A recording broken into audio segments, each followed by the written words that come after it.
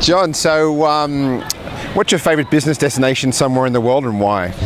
That's a real hard one. I spend my whole time travelling. I promised my wife I would slow down, but up to the end of March I did 48 flights, so I'm kind of travelling most of the days I'm on a plane. I think if pushed, I'd say in Asia, it would be Singapore. I mean, Singapore is just so efficient, it works so well, the hotels are great. I usually stay at the Four Seasons, giving a plug to someone else, and what I love about them is I don't have to really take any spare clothes, because you can turn up at 11 o'clock at night, you put your laundry in and it comes back at 7 in the morning. There's a great gym there, they keep a pair of sneakers in my size and a gym kit, and so you can work out. So to me, I think if I had to pick one in Asia, it would be that. I've also fallen in love again with Los Angeles. I used to go to Los Angeles in the 80s when I was in the music business, and I thought it was one of the best cities in the world. And I think for a while it became pretty lame, pretty boring, but I've started going there quite a bit recently because I've been honoured to be teaching at UCLA, and I think it's really reinvented itself. I have to say probably one of the reasons is the invention of Uber, because now people can drink and party without having to worry about driving. But yeah, I'd pick those two. I'd say Singapore, this neck of the woods, and LA over in the States. Favourite business destination? Sorry, that was the business one. Favourite leisure destination somewhere in the world and why? Yeah, again, I'm very fortunate because I live leisure. I mean, I'm holidaying virtually the whole time in a business sense. The place I really love though is the Maldives. I've been going to the Maldives every year now for 30 years. One of the reasons I've never developed there is I didn't want to have business in somewhere that I love so much.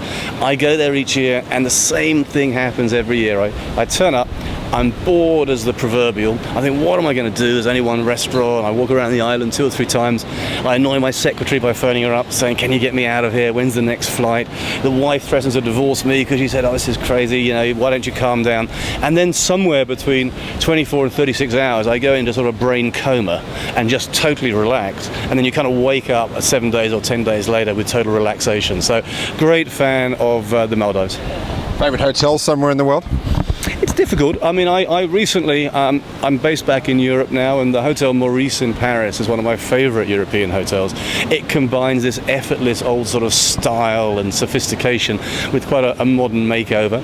I'm a huge Aman fan, as you know. One of the reasons that I got involved in the boutique business was enormous respect for Adrian Zecker and the Aman Group, and I think they're producing some great products. I go next week to Amanzoe, their new one in Greece, which I'm really looking forward to spending time in. And I'm also a big fan, as I said, the Maldives is my favourite leisure destination, and I have to say that Sonu's properties are pretty remarkable. Sonova Gili I would pick as one of my favourite hotels in the world. A little upset that Sonu no longer has it, but it's still a fantastic place to stay with that sort of barefoot luxury and the overwater on stilts unit, so it's good. Have you got a restaurant around the world that's a go-to that's top of your list?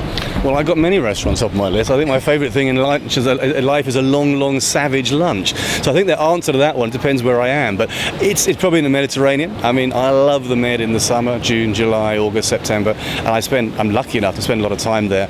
I would say in the south of France, Club 5 near Saint-Tropez is very hard to beat for a mega sea bass and vats of rosé in the sun, surrounded by some quite sophisticated and sexy people.